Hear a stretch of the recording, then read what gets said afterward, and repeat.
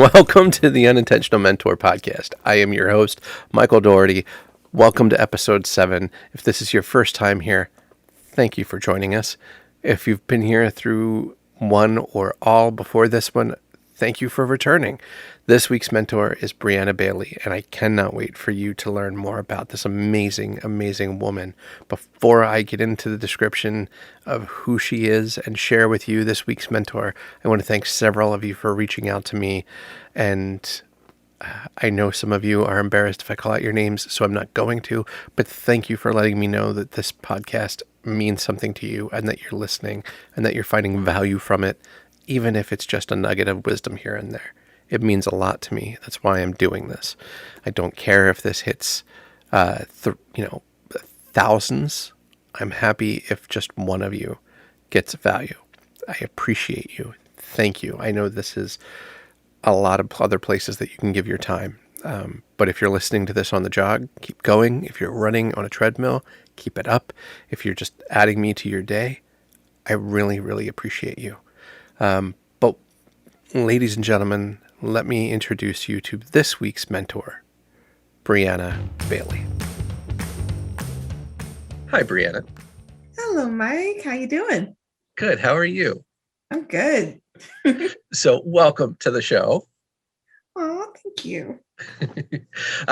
So one of the reasons I wanted to bring you on is that you are an amazing individual in the pinup world. Oh. And you are between your confidence and your costuming. I'm very, very confident you have inspired several people you may not be aware of.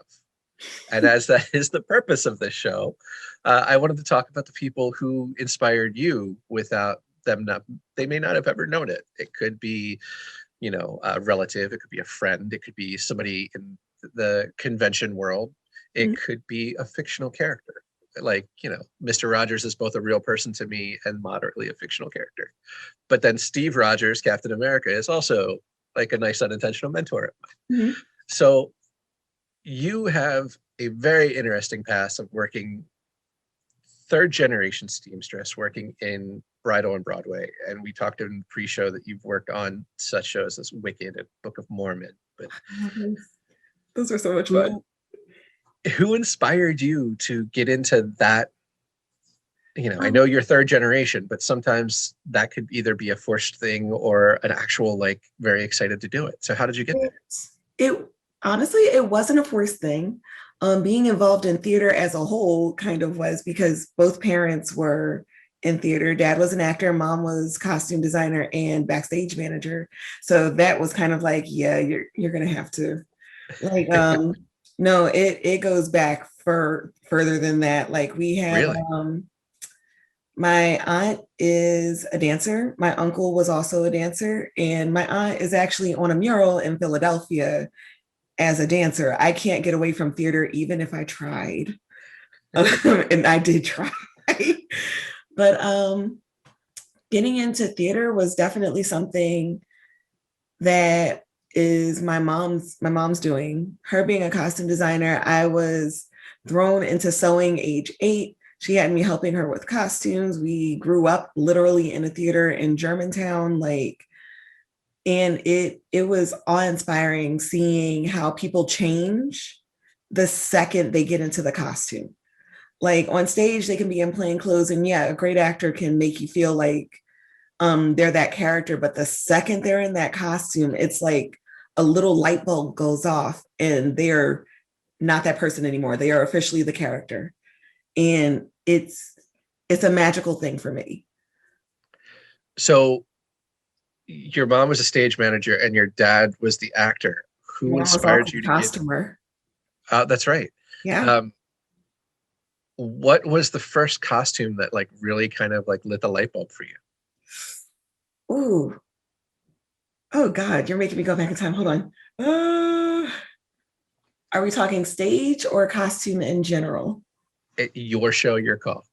Okay. So my first Broadway show with my dad was Beauty and the Beast. Oh. And It's so weird. It's so weird. I'm sorry. It's not the dress. It's always, for most people, it's, the princess's gown or the beast outfit and things like that. No, Yeah. it was Chip. Really? Yes. Because I'm sitting here trying to figure out how the heck is this happening? Oh my God, it's talking. It's really creepy, but kind of cool. How is that possible? Like all of the inanimate objects, it was Lumiere, it was Cogsworth, it was Mrs. Potts, seeing all of these actors come out on stage as these characters. And I'm like, how is that done? I need to figure this out. That's awesome.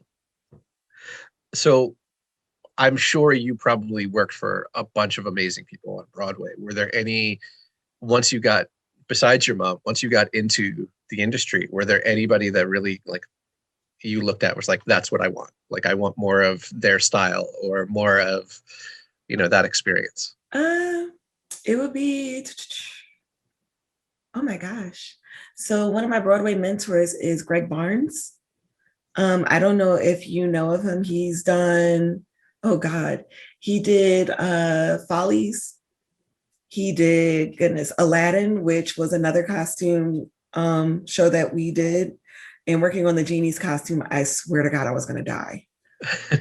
Now, are you talking the Broadway Aladdin or the cruise ship Aladdin? Oh no, the Broadway Aladdin. He's done so many different things. He's like Broadway royalty. And I actually ran into him while I was working in my internship with Eric Winterling on Broadway, and I freaked. Yeah. Like I want that, because he basically gets the unlimited budget. They give him carte blanche to create whatever pops into his head. And I'm like, I want to do that. So what about him is besides the carte blanche, because we all want the carte blanche budget. what about him? Like, how did he like motivate you and inspire you? He basically was like, when I went to school, it wasn't the best experience. I went to school for fashion design because, fashion and costume can go hand in hand. And every job that I applied for demanded that I had a degree. So it wasn't even so much experience. It was more so getting that degree. Right. And the school kind of beat me down a bit. Every time I would design something, they would say, that's too much. You need to tone it back. Or that's not what we want. You need to do this. And the whole time I'm sitting here thinking, well, what's even the point if I'm constantly having to do what everybody else wants me to do? It doesn't say me, it says them. And after my freak out, he kind of like calmed me down a little bit. And he was like, just create for you and people will come for you. Stop trying to create for everybody else. Create what you see or what you want to do. And then everybody else will kind of go with that. And I'm like, okay. I'm sitting there like star eyes. Okay. None of that went through my head until years later. Like, no, years later, my boyfriend, who is an unintentional mentor because he's the one that got me into pinup. Oh, really? We'll get to there. Yeah.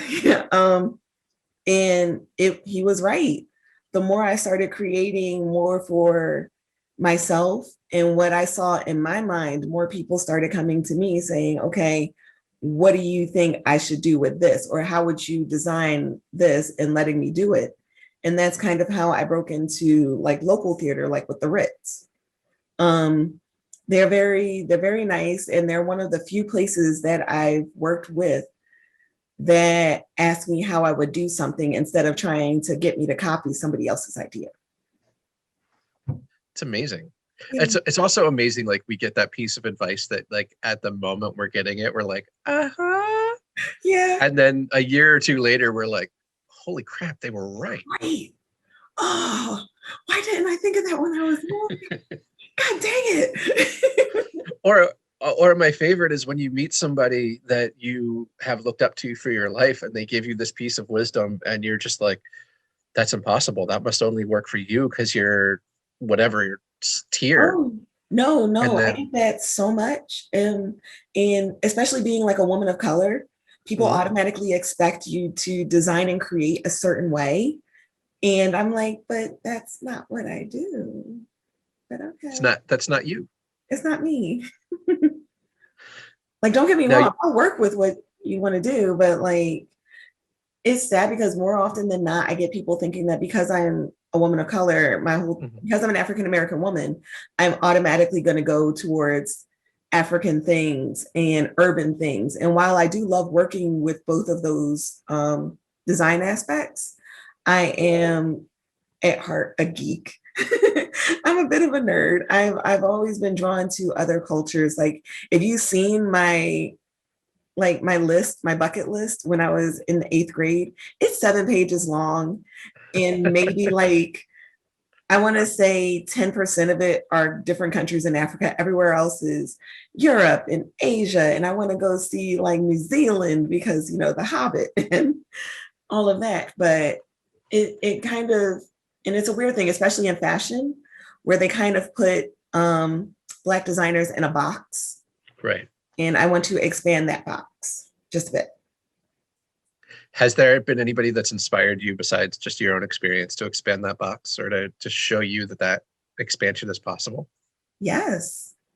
Oh my gosh. So again, going into the box, Ruth Carter, she expanded that box so much. Like, oh my goodness. And she's the nicest person. Like, she actually does reply to you on Instagram, which I had a heart attack. I'm pretty sure it's just every day in her life, but I had a heart attack. But the work that she's done with Do the Right Thing, when she was doing Coming to America, when she did Black Panther, yes, it's within those realms that most people see a Black designer, but she expanded it to like a whole movement. Yeah. And I'm just, well, it's interesting. Like, I look at Black Panther as a fan, as a huge comic book nerd. Like Stanley's Funko Pop is right there. I look at the design work that was done on that Black Panther movie, and a nation was created. Like, and I wouldn't just identify it as just an African American nation, but like, that is like a nation that people could want to look at and be a part of. And that is, to me, besides the acting that was done, that is just the world building that was done in the costume and everything else. Oh my gosh. The amount of research that she did for it was insane. It's weird because most people don't see that side of Africa as a continent and realize that there's so many different cultures in it. Like, she used stuff from the Sumi tribe. She used stuff from from the Maasai tribe. She's used things from Tanzania. She's used different things, and she sourced it in a way that brings all of them in, not just one section, not just Eastern Africa where everybody sees, or Western Africa and Ghana that everybody sees. There's all these different regions that no one even thinks to go to. And I was like, huh. And then she expanded on that by adding, the fantasy of the technological aspects of Wakanda. And I was like, holy crap, you can do that. Oh my God. I'm just like, I was honestly just like. Now, you mentioned that she like responds to Instagram. Did she give you any good like advice or recommendation? Or insight? None that I can think of. Again, my boyfriend, being like an unintentional mentor, kind of pushes me to do stuff. And I was like, so yeah, are you taking interns or an assistant? And she actually was. So he pushed me to send my resume. That's awesome. Congratulations. When did you send it? Huh? When did you send it? Ooh, God, that was 2019. Okay. Yeah. Right before the pandemic. Right before the pandemic. I didn't get it. She went with somebody that was already like in California, but it was still like ridiculous for me to be able to just go, hi, do you have any way that I can send you my resume? And she's like, yeah, sure, send it here. Like, oh no, I totally understand. I was 16 years old and wanted to be an animator for Disney. So I called them and I'm like, how do I send a portfolio? So I have a beautiful rejection letter from Warner Brothers and Disney when I was 16 years old. But like, that to me was like, if you just ask, people might say yes. So yeah, I fully get where your boyfriend was coming from. So since you brought him up twice as an unintentional mentor, how has your boyfriend inspired you to get into pinup? That is not a large departure from off-Broadway, but it is a slight, Not. I mean, I've always known about pinup, but I figured, only beautiful people do pinup. So, you are a beautiful person. oh, thank you. You're welcome. He seems to think so, so I guess I'll keep him. But it was around 2016, 2017, and I was at an all-time low. Oh my God, I can't even begin. I had lost my job. I was in a long-term relationship with somebody for almost a decade, and that kind of spectacularly fell apart. I was planning to go on my first overseas trip.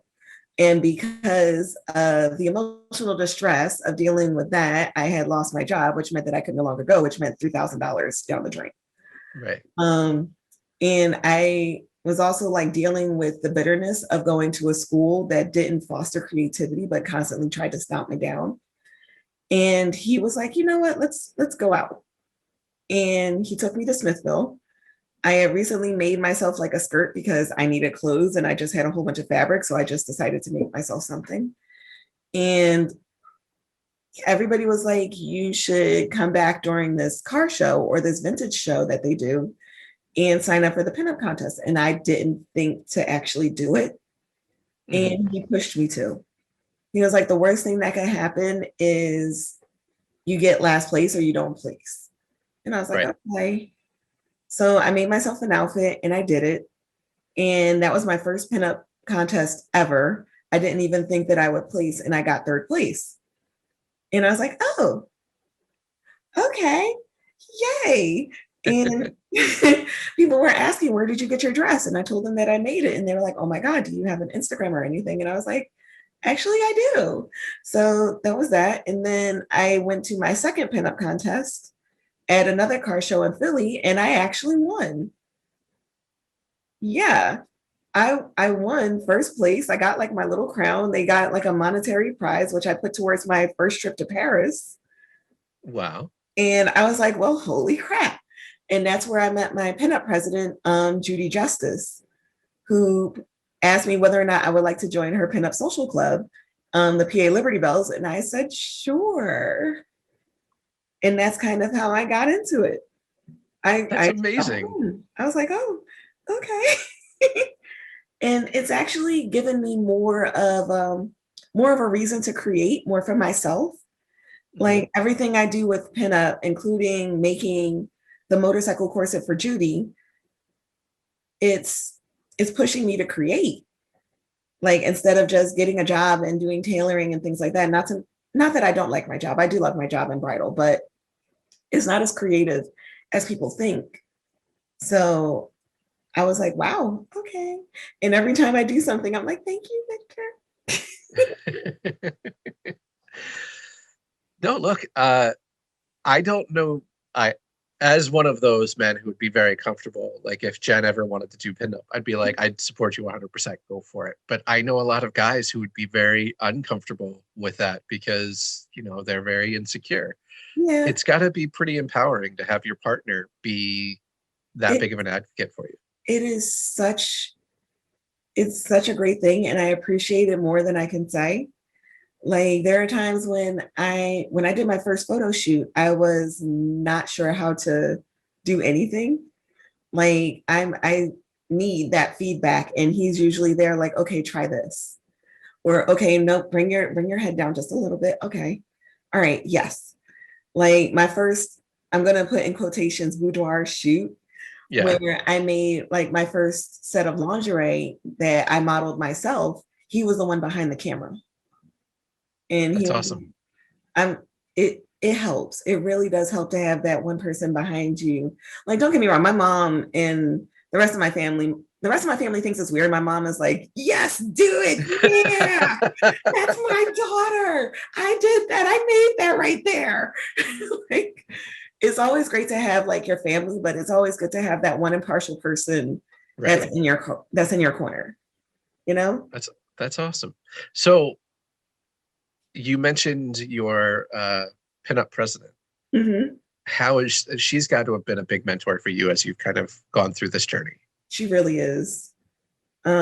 She is one of my biggest cheerleaders when it comes to not only pinup, but everything else. Because her whole thing is, look, if your pinup president isn't cheering for you, you're in the wrong club. And I was like, actually, yeah. But Judy's amazing. She is pinup mama to everybody, not just the girls in her group. Like even now, she's trying to get the girls to do different things in the pinup club. Like every girl has the opportunity to do her own event, to spearhead her own event. Every girl has to do something different. Like we're doing Fuel and Fire next Sunday. That's what the commission is for. And she has me judging.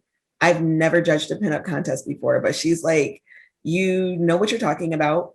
You know about the vintage community. You know your style because you do that.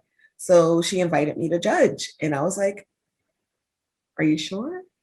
And she was like, yeah, you can do it. And I'm like, okay. Now, I know pinup from, I have friends that have done pinup, and I know pinup from the consumer's point of view, but how common is it for the model to actually be the maker? It's more common than you think. We do have our usual vendors. Some of the girls have people that make outfits for them if they can't sew. But out of the group of, say, 2024, most of us sew or have some sewing experience. Phoenix, the freckled pinup, she makes all of her stuff. And yeah, that's her handle. That is an adorable handle. It is. She's like, again, we have freckles. I have freckles, even though with makeup I do cover it up. She displays her freckles proudly. So she's Phoenix, the freckled pinup. We have Lorna Lilac, who has her own small business. And she sews, she makes all of the things herself. She made what was it, a League of Her Own costume for a Halloween party, and it was awesome. That's amazing. And it's nice to have that community. Yeah. Mm-hmm.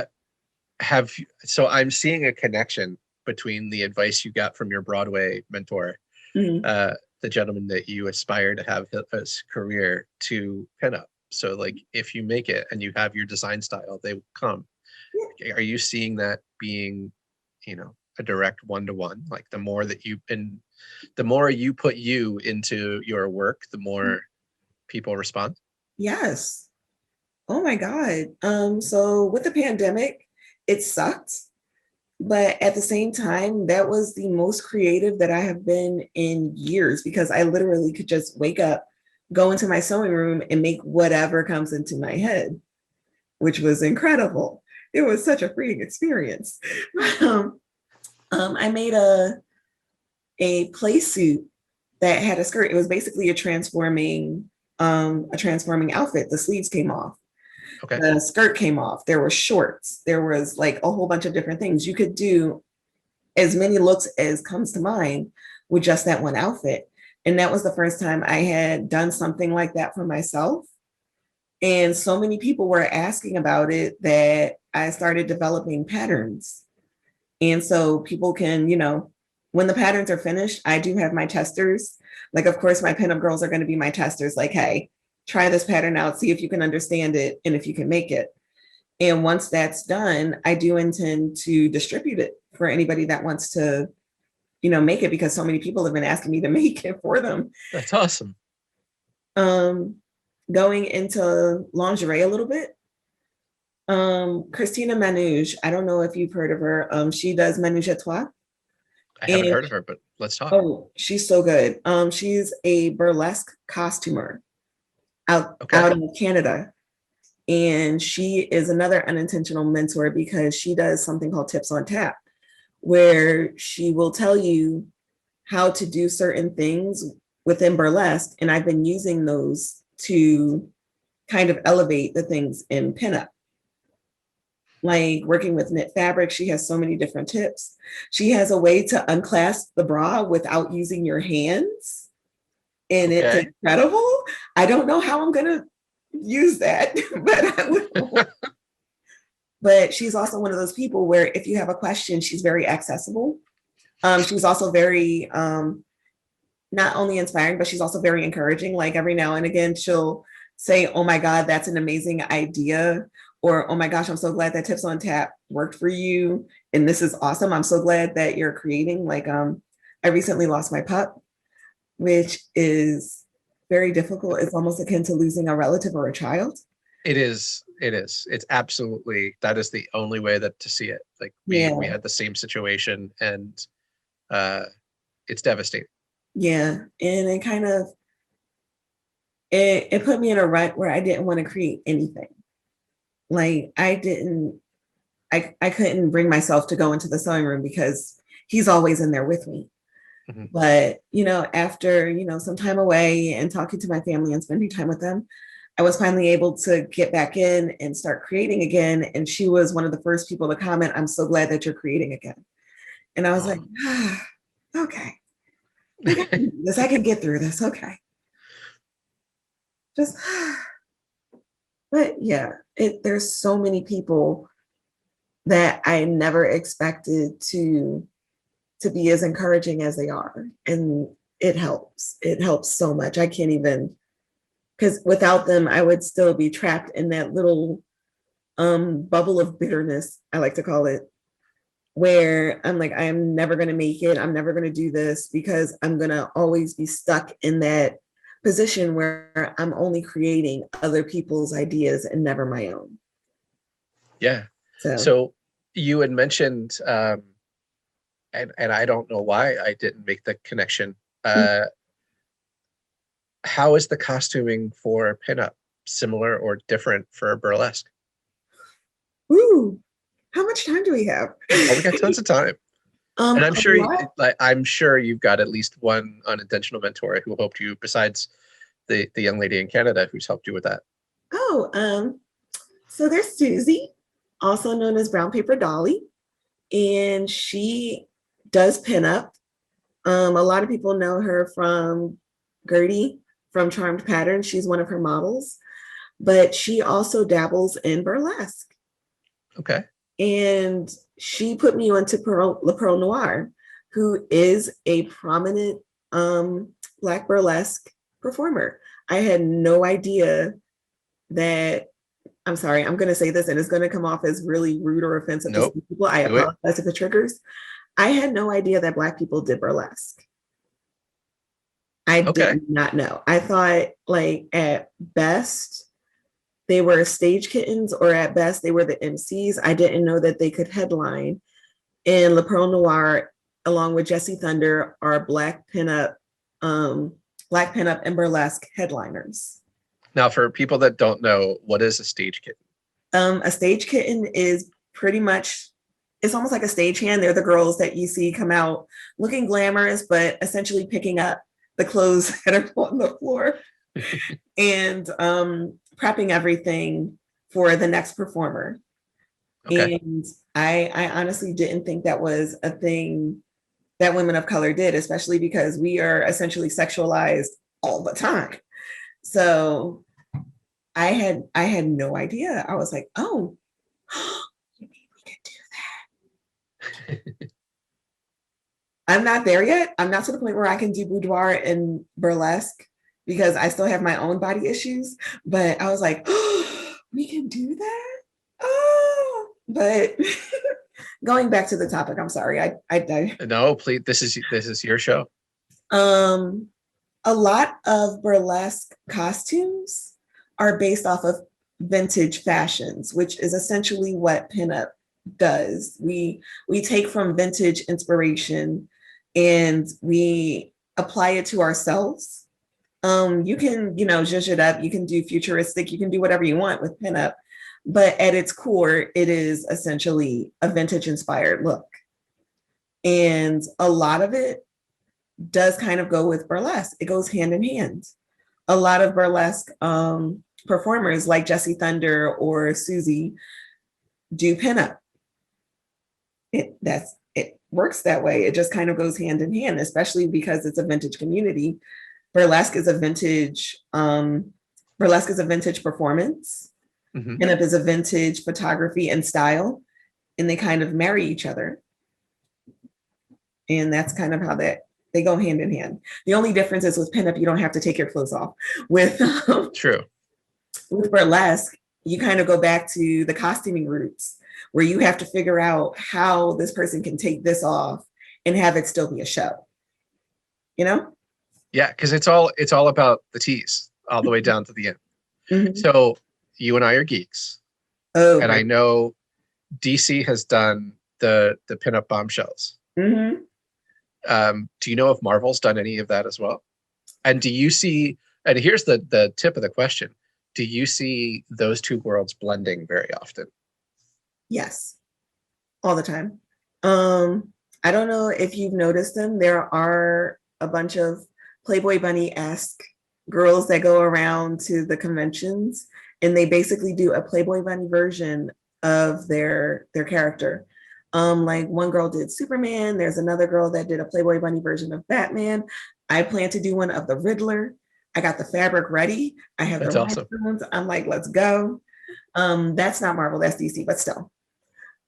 I'm hoping that at some point Marvel does a bombshell version. I haven't seen anything yet because of the rise of the vintage community and because pinup is having like a second or third wave. Oh no, I guess it would be a third wave. The second wave was when people finally discovered Betty Page again. Yeah.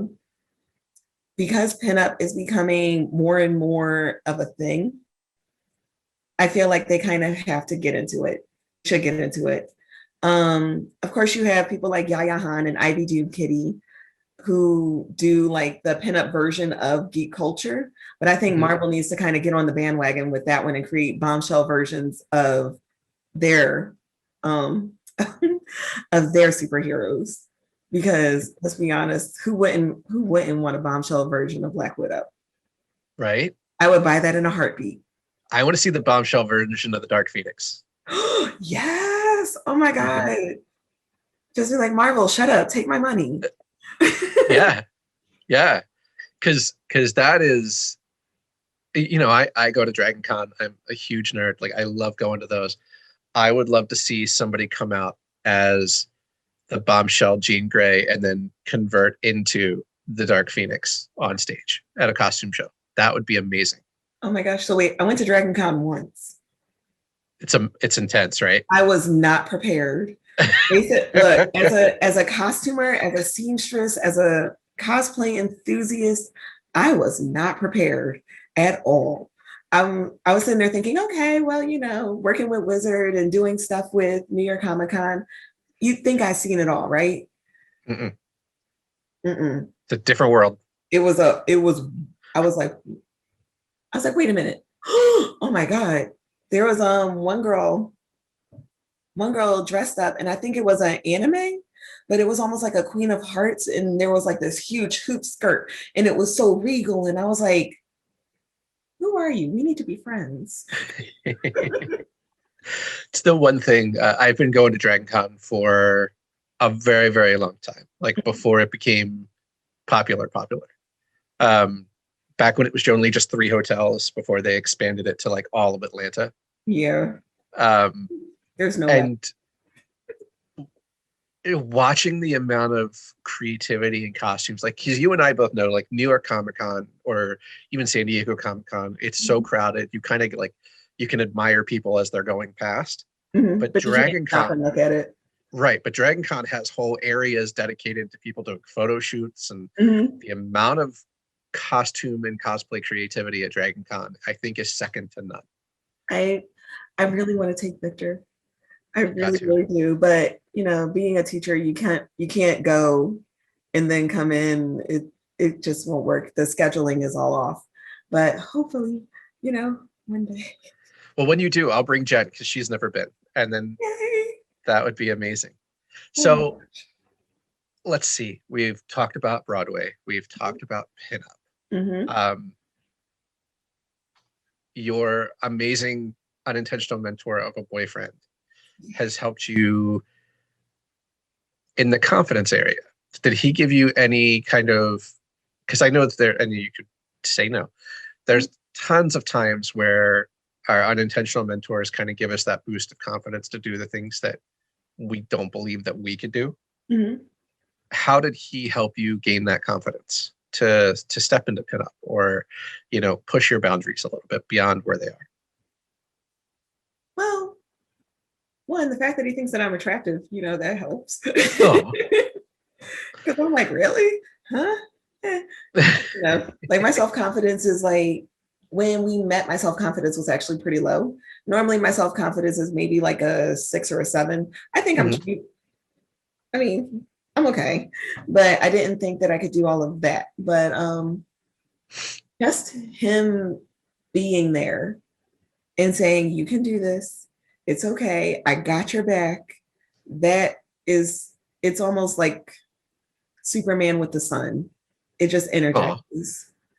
Like, there are times when I get into my head, even when I'm creating things, I do get into my head, and he's like, okay, take a step back.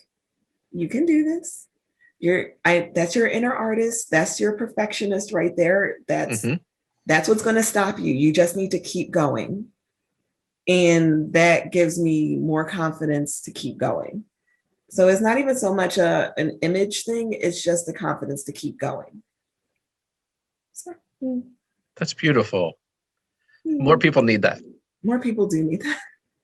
Now, I am very confident in just seeing you and seeing what you're putting out there, that you have become that mentor to people. Are probably reaching out to you and asking for advice and asking for recommendations. What are the things that you're seeing now that you're kind of hitting that place where you're the people's mentor in pinup or other areas? Like, what are you seeing people come to you and asking about? Mostly sewing advice. Like, how do I put the zipper in? And I do help with that. Like, every now and again, I do get the occasional old schoolmate like, hey, do you remember how to do this? Yes, I do. All right, this is what we're going to do. It's ironic that you asked me to do this, because I did a workshop for a bunch of high schoolers for Dobbins High School. Okay. And they wanted to know about costumes. And I'm that mentor where I'm going to give it to you straight. I'm going to tell you it's not as glamorous as people think. Right now I'm in my comfy clothes because I don't come home and sew in heels. No, I put on the fuzzy pants and I get to work. And I don't say this as a way to discourage. I say this to kind of bring down your expectations of when you think that it's going to be all glamour and movie stars and people wanting to see everything. No, it takes a lot of hard work and a lot of nights and God knows how many gallons of coffee. But it was interesting trying to get them to engage. Okay. Like, what do you want to do? What interests you? Why do you want to go into costume? What made you choose fashion and costume? And every now and again, they'll say, okay, well, what can I do? And my main thing is keep going. Just like Victor constantly tells me to keep going, because you're going to run into people that want you to do what they want to do, not what you want to do. And, for the sake of a check, you can do that, but never compromise your vision on your projects. Like, have your side projects and things like that, something to get your creativity out there. Always put yourself out there. Like, it's a little weird. I don't know, because I still can't see myself as like, I can teach. I have no problem teaching. That's not even necessarily a mentorship thing, because you're just passing on information. Or at least in my experience, it's just passing on information. I do have my teachers that are mentors, but there are teachers that are just there to give the information. And of course, yeah. Which, hi, Mr. Hearn. Hi, Miss Hearn. Hi. So how did those Mr. Hearn and the other teachers that are actually mentors, like, how did they motivate you? Mr. Hearn is the reason I got into comics. Really? Yes. I got to hear this story. Oh, here we go. So I was in high school, and those one, everybody has those students that finish everything and then they're just sitting there twiddling their thumbs. Yeah, because you're that guy. I'm that guy. But it was. I went the other way. I got in trouble. I'd get everything done and then I'd cause trouble because I was bored. No, I get it because I was that way elementary through middle school. They said that I wasn't stimulated enough. So I would just, in my own creative way, cause trouble.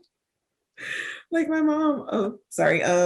Just a sidebar. My mom, when I was little, I actually got in trouble because my mom had a whole bunch of like fake flowers from other shows and things like that. We had props and all that jazz, and they weren't doing anything with them.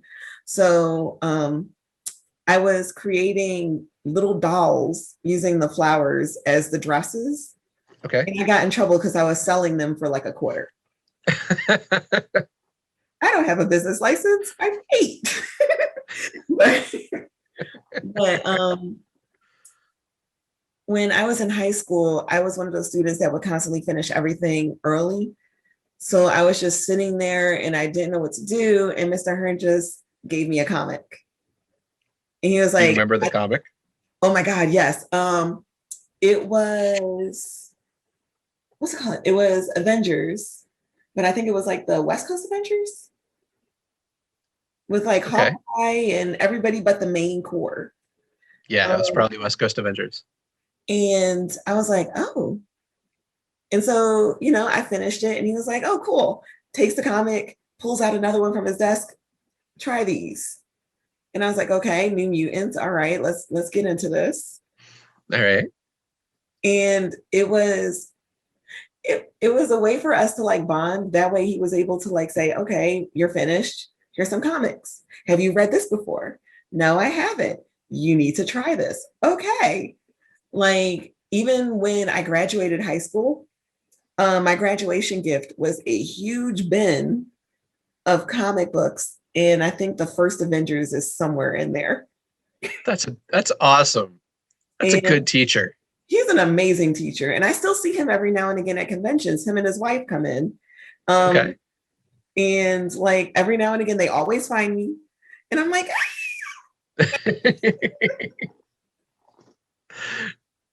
That's amazing. I forget if I introduced Victor to them. Because like honest to goodness, if it weren't for him, I wouldn't have gotten into cosplay. I wouldn't have gotten into costumes as much. Like when I got into comic books and conventions, it opened up a whole new door. I did not know cosplay was a thing. Mm-hmm. And when I went to my first con, I was like, holy crap. You mean people do this in their spare time? I can do that?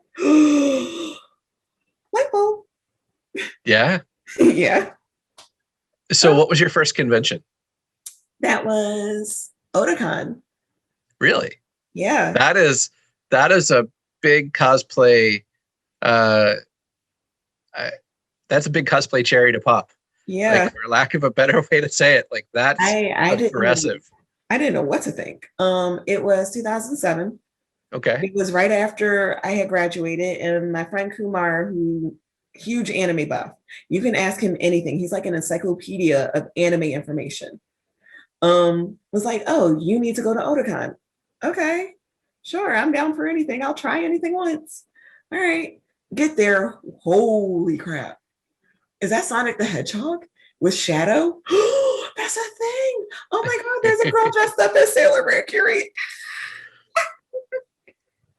And he was like, yeah, most of the people there made their outfits. And I was like talking to everybody and I made more friends. And I was like, yay. But it's strange seeing how many people were involved in where I am right now. Mm-hmm. Like if it weren't for my high school teacher, Mr. Hearn, I wouldn't have gotten to comics. Then I wouldn't have learned about cosplay, and it wouldn't have kind of catered into all the things that I learned about there. And if it weren't for that, I wouldn't have met Victor, because I met Victor at a convention who pushed me into pinup. Like it's weird seeing the dominoes fall. Well, that is actually the whole purpose of the show for me, is that through a couple unfortunate events and not being able to tell those people that they meant something, like you start putting those pieces together and you realize just how far back all the dominoes actually go. Mm-hmm. And until you take time and kind of like think about it and honor those people, like you don't realize how many unintentional mentors that you've had through your course of life. I mean, you have the people that you've worked for and the people that you've apprenticed under, but like the people like the teachers or, fellow cosplayers or pinup people that just make such a big wave of an impact in your life. It's really only until you take a look at them that you can kind of see how far out those ripples go from the throwing the stone in the water. Yeah. So I am fascinated that you got to that connection just before I did, because I was listening to you talk and I'm like, okay, teacher, he got it. And then we have, parents in theater. I'm wondering where that convergence happened. So what was the first time did you go right into pinup, or did you go cosplay first? I actually did cosplay first, but I never wore the cosplay. Okay. I think the most, and I'm kicking myself because I'm not in contact with this person anymore. The most ridiculous thing that I ever made, my first real craft for cosplay, was making Halo armor. Yeah, I did Master Chief. And I was completely out of my element. That was when I started working with Pepakura. I had to work more with the hardware store than with the fabric store. Right. And I was like, okay, if I can do this, let's see what else I can do. And I made Belle I made two different versions of Belle. So I don't know if you know Eric Smoke Moran. Yes. Yeah. Okay. I met him when I was working with Wizard World, and he is one of my cosplay mentors. Like every time he makes something, I'm like following, like, what did you do? I made a Disney bounded version of Belle for his wife Adia. Okay. And that was fun. Oh my God, that was fun. She was like, I'm giving you carte blanche. You can do whatever you want to do. And I'm like, yes. It's like, yes. Please tell me you made him Gaston. No, he was the Beast. Okay. He did he did the head, and he wore like a blue suit, and it was really nice. Like if they went to Disney, they would be Disney bounding. Okay. That would be, Speaking of, I really want to do Dapper Day at some point. I have to. Not only should you do that, you should make that a photo shoot day. Oh yeah. I'm working on it. If it weren't for COVID, I would have had my outfit already, but I gained a little weight. We all did. Mm-hmm. That COVID-15 is no joke. I think I went the full COVID-19, not just the virus, but the pounds. But what's it called? So Smoke introduced me to Ivy Doom Kitty. Okay. And I got to see some of the things that she made. My first time going to Dragon Con, I actually spoke with Yaya Han, and I learned about her. And then there's of course Kamui cosplay, Svetlana all the way in the Netherlands. Yeah. And she has her stuff, and she's doing stuff with her husband and all that. And then And then I met my friend Nia, who actually commissioned me to do the current version of Belle, the one with Emma Watson. And I made one for her, and that kind of branched into all the other cosplay things. So I've never worn cosplay myself. That's got to change. We got to fix that. Working on it. When I do my, when I do my Playboy Bunny Riddler, that's going to be amazing. Wait for that. That's going to happen. Because ironically, my pinup group is like, we should do superheroes for our next shoot. And I'm like, forget the heroes. I want to be the villain. They're the fun ones. And I'm sorry, Edward is my favorite. The Riddler will always be have a little place in my heart. Aww. It's actually one of the most underrated characters, just from the cartoons make him overly campy, but he is one of the underrated rogues gallery for me. Yeah. No offense to the original Riddler and Jim Carrey, but Corey Michael Scott, yeah, he does it for me right now. Like he's my favorite version of both Nigma and the Riddler. I'm like, yeah. Yeah, he's got it down pat. Mm-hmm.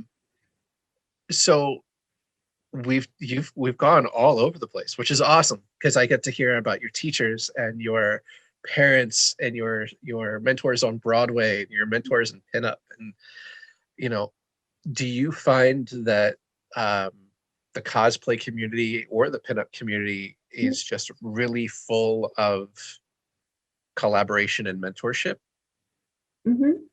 and community?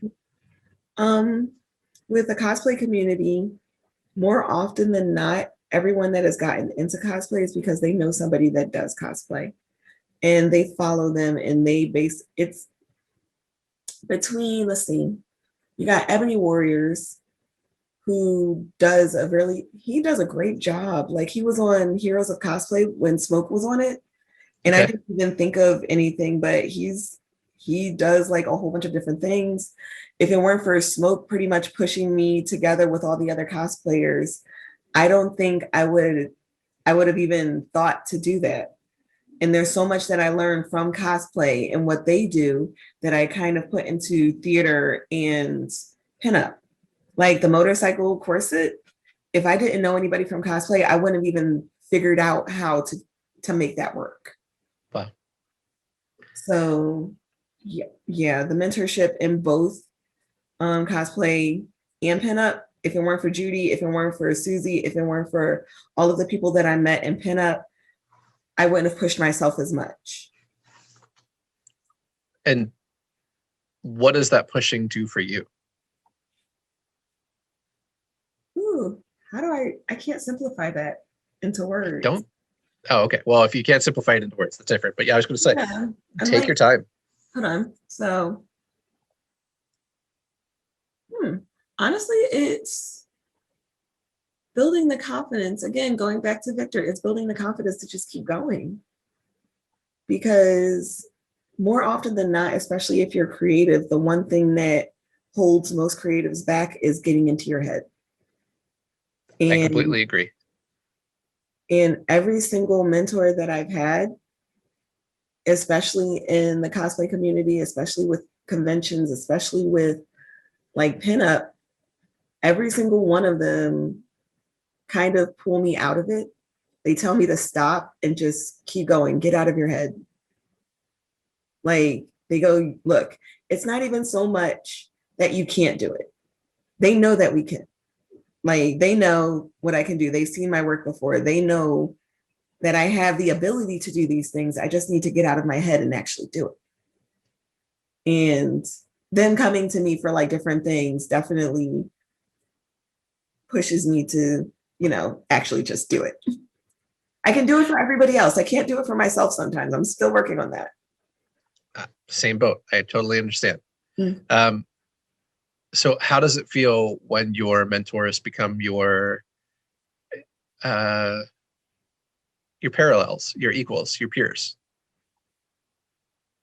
Unlimited power. No, kidding. No, be honest. It's okay. But when the people that I look up to actually tell me that I've gotten to that point, like my mom shocked the hell out of me. Oh my God, my mom shocked the hell out of me one day because I've always looked up to her when it came to my sewing abilities. Mm-hmm. It was always, I'm trying to get to that level of my mom. I'm trying to get to the point where I'm as good as my mom. When she came up to me and said that I surpassed her, I was floored. I was like, wait, what? That's possible? Hold on. No, your mom. The mom is always like, level 9,000 while I'm still going to stay at level 4,500. Because, that's the mom. She's the epitome of everything. She's like up here. And when she told me that, I was like, huh? She was like, no, you've gotten to the point where you can do more than I can. And I was like, nah. I was like, oh my God, it's a surreal experience to hear to hear somebody say, you've gotten to the same level as me. And on the one hand, I'm like, well, crap, what do I do now? I'm like, I fought so hard to get here. And now that I'm here, what do I do? And then it goes back to everybody else. Keep going. Mm-hmm. Just keep going. All right. Okay. Like, for a friend's wedding, because I'm super extra, I put lights in my outfit. Really? Yeah. They were doing an Alice in Wonderland wedding theme, which people, please do more themed weddings. It's so much more fun. Like, no more of this boho chic, or we're doing something really simple. No, give me big. I want to see the big themed weddings. But like, it doesn't even have to be a big themed wedding. Just give me a theme, something that I know what I'm dressing up for. Okay. Like, a couple of weddings that I've gone to, they were like, oh, we're just doing a simple wedding. It's no big thing. All right. And then they get offended when I'm like, I'm not making an outfit for this. They're like, we expected you to be the show. I'm like, you can't tell me that I have to be a show and not tell me what kind of show I'm going to. Like, come on. But the past couple of weddings, I have been making the outfits, and it's gotten to the point where people are like, if you're not making an outfit for my wedding, I'm offended. I'm like, okay, never mind the fact fabric is expensive. Mm-hmm. I need to really care. But no, Victor's best friend was getting married, and they had an Alice in Wonderland themed wedding. And the whole time I'm asking the bride, is this okay? Is this okay? Is this okay? I don't want to do too much. I don't want to outshine. I don't want to do all this stuff. And best thing ever. And I love working with these brides. Do what you want to do. She's like, that looks awesome. Do it. Okay.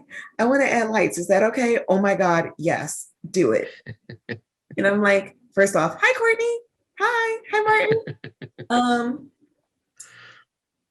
And at the end, it was basically like my love letter to Jean-Paul Gaultier.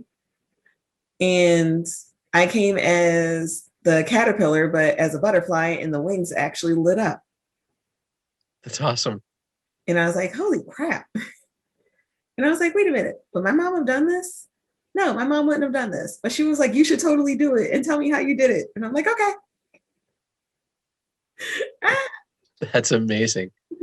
All right. Before I let you go, okay, as somebody who does pinup, mm-hmm. who has done Broadway, because you have touched the genie's costume, what is one Broadway show that if somebody came to you and said, all right, we're going to throw you a truckload of money and you can have as much creative freedom as you want, what's the Broadway show that you would want a costume? Oh, you went there. Hold on. Because no, ironically, one of my bucket list costuming jobs I've actually done with the Ritz. It was Gentleman's Guide to Love and Murder. And that was on my costuming bucket list. I worked on that show when I was working with my internship, and I was like, if I ever get a chance, I want to do the show, and that already happened. So now I got to think, you got to work on that show, but did you get to do creative direction on that show? Yes, I did. Oh, wow. Congratulations. They were like, okay, you know the show, do what you want to do. And I'm like, all right. But if I had carte blanche, unlimited budget, and I can do it, it's a tie. It's got to be a tie between. Dang, that's a three-way tie. Okay, it's a three-way tie. Take it. Let's do it. Between, of course, Aladdin. All right. Because if you've seen the Broadway show, mm-hmm. I do have some notes, but it's amazing. But I want it to be me. It would be that, Moulin Rouge. Okay. Because look, no tea, no shade to the costume designer of Moulin Rouge. I was expecting just a little bit more. Like I would have, especially with that budget. Look. And the third one would be Wicked. Okay. Susan Hilferty is an amazing designer. I love everything that she does. And I would love to be able to redesign that. Actually, no, I take that back. The Wiz. I take that back. Susan Hilferty, you're safe for another day. I'm going to do The Wiz. I love you for doing The Wiz. I'm a child of the 80s, and I grew up with The Wiz. Oh my God. And yeah, like that is a show that I feel does not get its justice. It really doesn't. Yeah. Like that is awesome. I actually Victor had never seen The Wiz, and I was like, "You're not going to date me and not see The Wiz." So we watched it. We watched both the Broadway version that they did, the live Broadway version, and we also watched the movie. Because I was like, "Oh my God, Michael Jackson was a scarecrow." He was like, "Huh?" And I was like, "Stop. We're watching this. Let's go."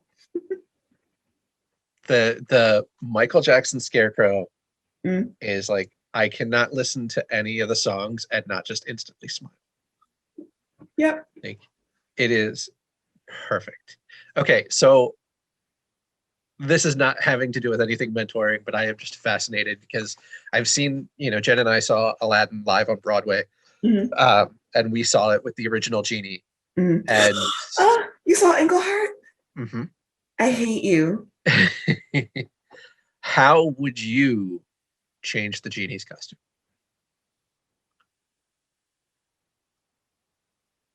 Honestly, the Genie's costume is the only thing that is pure perfection to me. Is it now? Whose would you change then?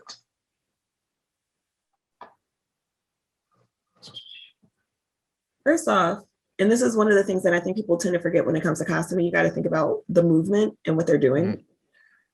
And that costume allows for a heck of a lot of movement. I'm so sorry. I hated the Genie's costume in the movie. I really did. The new one with Will Smith? Yeah. Yeah. Love Will Smith, love him to pieces, but that wasn't what I would have picked. No. With the Genie's costume, I would do more quick change transformations with him, especially because the only real quick change he has is when he's doing Prince Ali, which, first off, that zoot suit, I need that. Phenomenal. I need it in my life. Like, I can't even. And I'm not going to reveal how that is done because we have our secrets and we need to keep them. Yes. But I would definitely do more quick changes when it comes to the Genie. The outfit that he has, the blue outfit with, I love it, but it does leave room for there to be more quick changes. Like he can have something on underneath. Yeah. And honestly, I think that's the only thing I would change with that. Everything else is, in my opinion, yay. The only issue I have with that entire play is there isn't enough Genie doing Genie things in Friend Like Me. Yeah. Like, I know it's animation and Robin Williams set the bar so high, but I feel like I agree with you. Like, there could be more. Just quick changes, just to show the magic of the Genie. Would have been, that's the only way that I would punch up that show. Like everything else to me is pretty perfection, but like that moment, because we got to see it with the original Genie and Jafar, the voice of Jafar. I hate you so much. I had no idea, like when we went to see it, I had no idea. Like I just wanted to go see Aladdin and then to see it. And we're like, I know, it's such a spectacle. It is. Like, all right. Okay. So I am going to ask you to be a mentor. Your last question is, there's the little Briana sitting in school listening to this podcast because she has already done all of her work and needs to be inspired. You've given some great advice that you've been given, and you mentioned giving it when you were in class, but what is the one piece of advice would you give somebody looking to either getting into costuming for Broadway or costuming for pinup or costuming for just themselves for cosplay? What's the pass that down the line piece of advice that you would give? Okay, it's a two-parter. First bit of advice, do it for you. Costuming and pinup all of these things, to be good at anything, it's going to take a tremendous amount of work. And if you're not doing it for yourself, your heart's not going to be in it. Always, always, always do it for you. And when you finally do decide to do it for yourself, keep going. There's going to be people that tell you not to do it this way, not to do it that way, to do it the way they want to do it without even thinking about whether or not there are other ways. Like, one of the biggest things that I've seen is people saying that it can't be done. It can be done, and you can figure it out. Just because they say it can't be done, it can. You just have to keep going, and I promise you'll figure it out. That's awesome. Was that parts 1 and 2? Yep. I could not ask to end on a better statement. Now, if somebody wants to keep up with your pinup work or any of your work, how would they get in touch with you? You can contact me on my pinup page. You can look up Honeybee Pinup on Instagram, or you can follow my personal page, which I found, which is JewelThief13 on Instagram. And more than likely, I do answer messages, unless they're like, bot soliciting. Hey, do you want to do a collaboration? DM us. Instagram, stop that, please. I know, it's terrible. It's like every single post, hey, we should DM. On what? Or you should DM, collaborate with us. I'm like, who are you? My favorite is I put up a pair of sneakers that I just got recently from like Adidas Star Wars, and somebody's like, "Oh, you should promote that on so and so." Why? Like, you're just a bot. Like, yeah. But I'm like, I'm this is my personal page. Whatever I post on because I like it. I'm not trying to collaborate. I'm just liking it. Briana, I have loved following your journey and all the mentors you have. Thank you so much for being part of the show. Thank you so much for being my first podcast. Yay! Pop that. Yay! I love it. I love it. That makes me happy. Thank you so much. Welcome back, mentors. That was a great conversation. I loved it. I could have kept going, but I wanted to be respectful of both of our time. I nerded out a little bit more than I normally would on this. I do not apologize for that. I got to have a conversation with an amazing human being who has worked on shows that I have seen firsthand, who's gone to conventions that very few people I know have. And it was just an all-around great conversation. And I did not know this until the end. This was her first podcast. I am honored. Briana, if you're listening to this, I know you've already listened to the edit of yours, but thank you so much for giving me the honor of being your first podcast. As always, I hope you got something out of this. I hope you were inspired, motivated. You found a nugget of wisdom to get you motivated into your next project. And as always, I look forward to introducing you to next week's Unintentional Mentor.